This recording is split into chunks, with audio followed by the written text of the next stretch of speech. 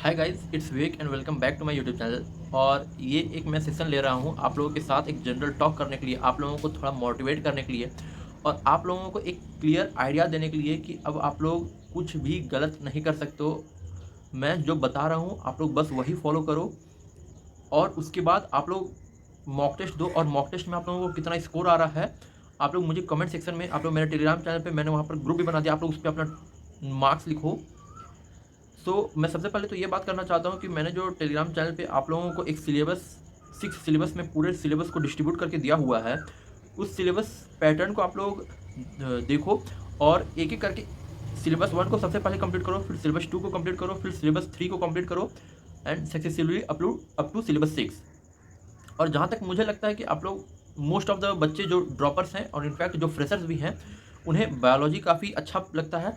सो biology आप लोगों का मेरे हिसाब से जनरल मोटा मोटी कंप्लीट ही रह रहा होगा और आप लोगों को ज़्यादा फोकस करना है फिजिक्स और केमिस्ट्री पे। जिस हिसाब से मैंने सिलेबस डिस्ट्रीब्यूट करके दिया हुआ है आप लोग उसी हिसाब से अपने आप को प्रिपेयर करना शुरू कर दिए कि किस सिलेबस मतलब कि किस सिलेबस में आप लोगों का कितना कितना चैप्टर्स कंप्लीट हो चुका है और जो भी रिमेनिंग चैप्टर है उसको आप लोग एक सेपरेट पेपर में लिख करके अपने दीवार पर चिपका दीजिए और उसे जल्दी से जल्दी कंप्लीट करिए। कंप्लीट करना कहाँ से है, जिनके पास नोट्स है वो नोट्स से कंप्लीट कर लें, जो कोचिंग में है वो कोचिंग मॉड्यूल्स से जैसे भी अपना है थोड़ा सा अहेड रहें बाकी बच्चों से, क्योंकि जितना क्वेश्चंस आप लोग ज़्यादा प्रैक्टिस करिएगा उतना ज़्यादा सही रहेगा। और ये इंश्योर करते चलें एक जैसे कि आप लोग क्या करिए ना कि एक पेपर ले लीजिए, जो मैं खुद करता था वो मैं तरीका आप लोगों को भी बता रहा हूँ कि आप लोगों को क्या करना है ना कि सबसे पहले एक कॉपी ले लेना है, फिर यहाँ पर एक लाइन खींचिए, यहाँ पर आप लोग चैप्टर का नाम लिखिए, सारे चैप्टर का नाम, फिर यहाँ पर ऊपर आप लोग लिख दीजिए कि इसका एक्सरसाइज 1, फिर लाइन खींचिए यहाँ लिख दीजिए एक्सरसाइज 2, फिर इसका लाइन खींच दीजिए, फिर यहाँ लिखिए एक्सरसाइज 3। वैसे तो एक्सरसाइज 3 में थोड़ा सा टफ क्वेश्चन रहता है, तो आप लोगों को मन करे जिनका फिजिक्स थोड़ा सा उनको मतलब कि बनता है वो एक्सरसाइज 3 बना सकते हैं, और जिनको लगता है कि नहीं मेरा एक्सरसाइज 1 और 2 में ही हो रहा है, काम चल रहा है, तो मैं एक्सरसाइज 3 छोड़ देता हूँ, तो लोग छोड़ भी सकते हैं, कोई जरूरी नहीं है।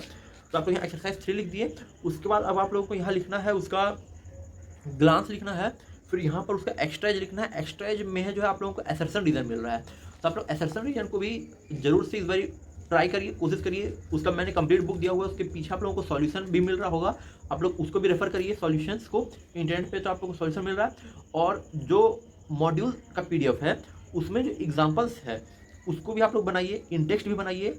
इतना आप लोगों को फिजिक्स में भी करना है। अब मैं बायोलॉजी का आप लोगों को बताता हूँ। बायोलॉजी में आप लोगों को चैप्टर का नाम लिख लेना है, उसके बाद लिखना है रीडिंग टाइम्स। तो आप लोगों को उस पर लिख देना है कि जब तक मेरा मतलब कि एक टाइम रीड किया आपने 1 टिक लगाया, 2 टाइम रीड किया तो 2 टिक लगाया, 3 4 5 6 7 8 9 10, आप लोग 10 बार तो कम से कम रीडिंग करिए। और फिर आप लोग एक और कॉलम बना लीजिए डायग्राम्स का, कि आप लोगों को उसका क्या करना है कि डायग्राम्स को देखना है, लेबलिंग कॉपी पे करिए, उसको याद रखिए। वैसे तो डायग्राम बेस्ड क्वेश्चंस थोड़े से इधर कम पूछे जा रहे हैं, इनफैक्ट मोस्टली तो बहुत ही कम पूछे जा रहे हैं, लेकिन वो कभी भी आ सकता है। सो उसको देखना है आप लोगों को। उसके बाद टेबल्स को भी आप लोग ध्यान दीजिए, टेबल्स का कॉलम बना लीजिए और फिर हर बायोलॉजी के सारे टेबल्स को भी आप लोग को याद रखिए।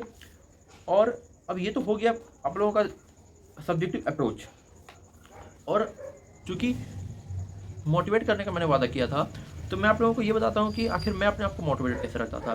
कि देखिए जो भी हैं आप लोग ड्रॉपर्स लोग, आप लोग जब अपना नीट 2023 का रिजल्ट देखा तो रिजल्ट अभी ही कुछ दिन पहले आया है, तो आप लोगों ने ज़रूर ना ज़रूर ऐसा सोचा होगा, तो आप लोगों ने ज़रूर से अपने पेरेंट्स को ये वादा दिलाया होगा कि इस बार पापा मैं नीट बहुत ही अच्छा से स्कोर करूँगा, इस बार मम्मी मैं नीट में बहुत ही अच्छा स्कोर लाऊँगा। So first of all think of that, जो आपने खुद बोला है कम से कम उसका तो शर्म रखिए कि मैंने खुद ही बोला है कि मैं नीट इस बार क्लियर करके दूंगा। और आप लोग देख रहे हैं ना कि कंपटीशन किस हिसाब से बढ़ रहा है, सो आप लोग ज़्यादा से ज़्यादा कोशिश करिए कि ग्रास्प करने का। और जो भी मैं आप लोगों को टास्क दे रहा हूँ करने के लिए उसको आप लोग बहुत ही जल्दी कोशिश करिए अचीव करते जाएँ। क्योंकि आप लोग देखिए एक दो बार, एक तो आप लोग ऐसे ही इतना बार पूरा का पूरा सिलेबस आप लोगों ने पढ़ चुका है, तो अब आप लोगों को और दिक्कत आ कहाँ से रही है, आप लोग ये सोचिए। और उससे भी बड़ी बात तो ये है कि जो जब आप लोगों का एक क्वेश्चन, मैं खुद ये सोचता हूँ कि आप लोग मतलब ऐसा क्यों नहीं सोचते हैं, और मैं अपने फ्रेंड्स को भी ऐसा बोला करता था कि यार तू लोग ऐसा क्यों नहीं सोचता है कि आप लोग से जब कोई क्वेश्चन गलती होता है तो आप लोग उसके रूट तक जाइए ना कि वो क्वेश्चन गलती हुआ कैसे। जब आप लोग कोई मॉक टेस्ट दे रहे हैं, एनालाइज़ कर रहे हैं, तो वो क्वेश्चंस गलती कैसे हुआ? मतलब आप लोग जब ये सोचना शुरू करिएगा ना कि वो क्वेश्चंस गलती हो क्यों रहे हैं, उन्हें नहीं होना चाहिए था गलती। मैं खुद अपना बताता हूँ कि मेरा भैया, मेरे पापा खुद मुझसे पूछते थे कि तुम्हारे आज जो तुमने मॉक टेस्ट देकर के आए एलियन में, जो माइनर टेस्ट, जो भी मेजर टेस्ट देकर के आया, उसमें तुम्हारा कितना मार्क्स आ रहा है?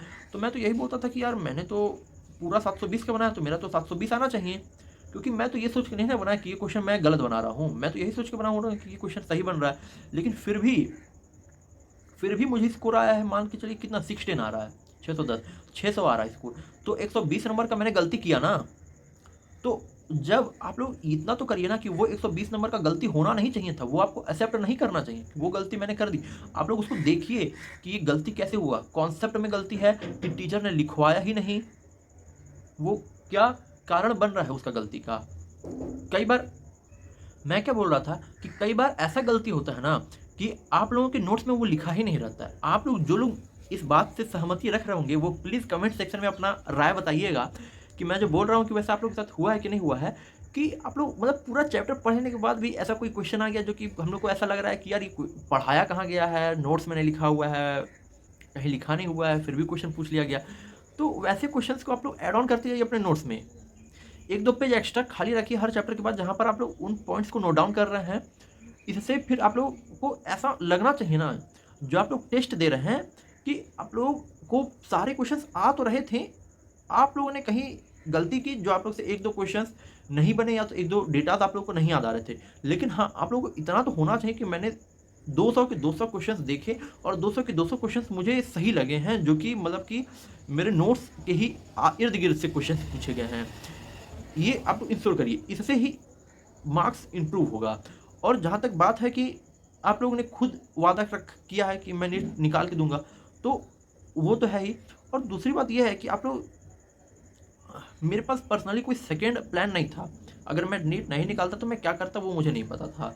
सो आप लोग, ये बहुत ही एक तरीके से खतरनाक बात भी है, लेकिन बहुत ही मेरे लिए तो सही बात था, क्योंकि मेरे जितने दोस्त लोगों के पास ना एक सेकेंडरी प्लान था, आज उनमें से किसी का नहीं नीट निकला है। तो आप लोग समझ सकते हैं कि सेकेंडरी प्लान कहीं न कहीं फेल होने का एक प्लान है, जो कि मुझे मतलब कि बहुत ही खराब लगता है ऐसा बोलने पर, लेकिन क्या करूँ, मतलब यही मैं देख रहा हूँ अभी। आप लोग इंश्योर करिए कि मैं ड्रॉप ले रहा हूँ, तो मेरा इस बार सिलेक्शन होगा।